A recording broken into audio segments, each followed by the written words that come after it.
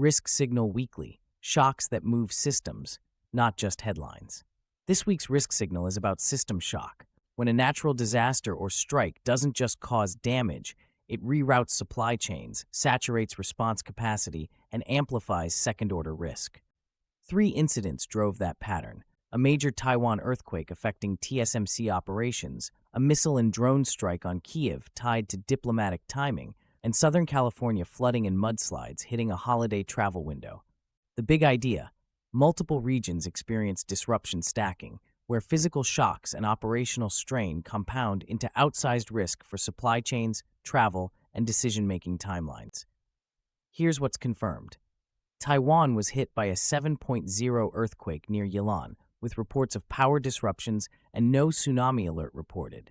TSMC stated a small number of facilities met evacuation criteria, and safety systems remained operational. Kyiv was attacked by Russian missiles and drones, causing casualties and injuries, in reporting tied to upcoming U.S.-Ukraine engagement. And Southern California faced ongoing flood, mud, and debris flow threats and impacts as a storm system moved through during a holiday travel window. Now, what it likely means. First, Taiwan. This is a near-term volatility trigger for the global semiconductor ecosystem. Not necessarily a long outage, but a market and operations shock that can ripple through AI and advanced manufacturing timelines. When a major node like Taiwan experiences sudden disruption, even brief pauses can create uncertainty that travels faster than the damage itself. Second, Kyiv. The timing suggests signaling and pressure, shaping perceptions ahead of high-level engagement and testing the limits of air defense capacity through mixed missile and drone attacks. A plausible alternative explanation is that the timing reflects targeting opportunity and operational tempo rather than deliberate messaging. But either way, the effect is increased pressure and risk during sensitive decision windows.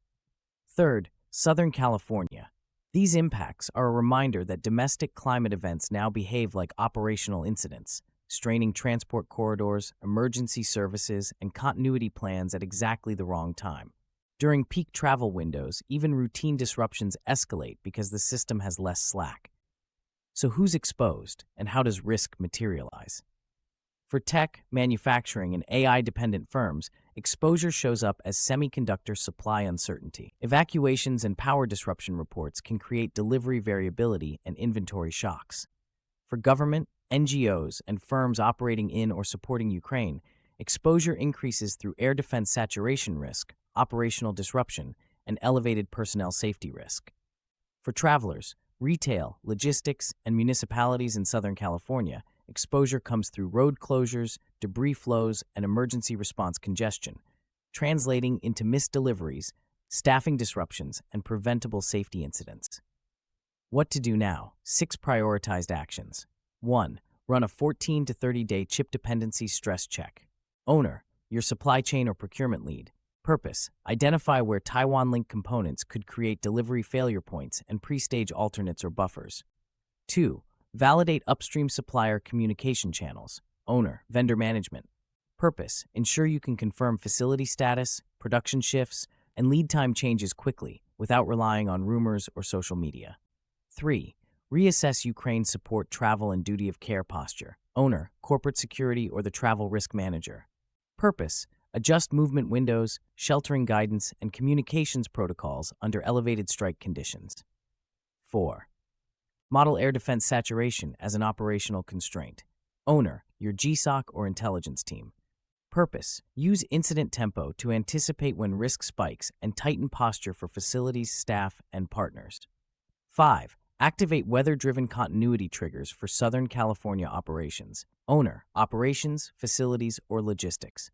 Purpose, pre-approve reroutes, stagger staffing, and define closure thresholds before conditions deteriorate. 6. A collection task. Define your single point of failure. Owner, the risk manager. Purpose, for each incident, identify the one dependency that would hurt most. Supplier, route, site, or personnel, and assign a mitigation owner. Now, watch list indicators, signals to track this week. For Taiwan, additional reports of power instability, repeated evacuations, or extended safety stand-downs at major facilities. For semiconductors, sudden changes in lead times, expedited shipping activity, or supplier allocation notices. For Kyiv, increased frequency of combined missile and drone waves, indicating sustained pressure or tactic refinement. Also watch for strike tempo spiking around major meetings or announcements. For Southern California, expansion of debris flow warnings, major route closures, or emergency services reporting overload. And for travel impacts, flight cancellations, highway shutdowns, and local advisories escalating from caution to avoid travel. Confidence and gaps. Overall confidence is medium. The verified inputs support the disruption stacking pattern, but the scale and duration of downstream impacts, especially supply chain effects and strike intent, remain unclear based on the available data. Key intelligence gaps to close. 1. What was the duration and geographic scope of Taiwan power disruptions, and did they affect production beyond evacuations? 2. What specific targets and damage patterns occurred in Kyiv, how and were air defenses measurably strained? 3. Which transport corridors in Southern California experienced the most sustained disruption, and what recovery timeline is expected? Bottom line, this week shows how quickly disruption stacking turns local incidents into systemic risk.